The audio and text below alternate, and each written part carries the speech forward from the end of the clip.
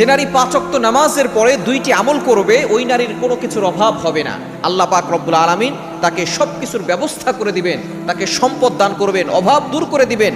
আল্লাহ পাক রব্বুল আলামিন তাকে শক্তিও দান করবেন। বিশেষ করে মা বোনরা অনেকেই আলহামদুলিল্লাহ এখন নামাজ পড়েন।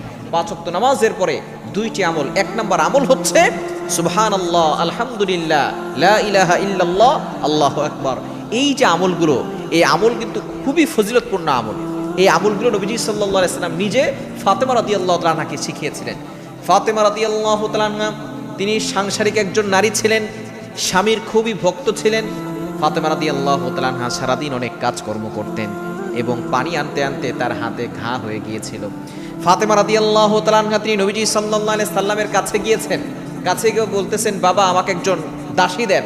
নবীজি সাল্লাল্লাহু আলাইহি সাল্লাম বললেন যে দাসী তোমাকে দেওয়ার দরকার নেই, তোমাকে কিছু আমল শিক্ষা দিচ্ছি, এই আমল দাসীর থেকেও 1000 গুণ উত্তম হবে।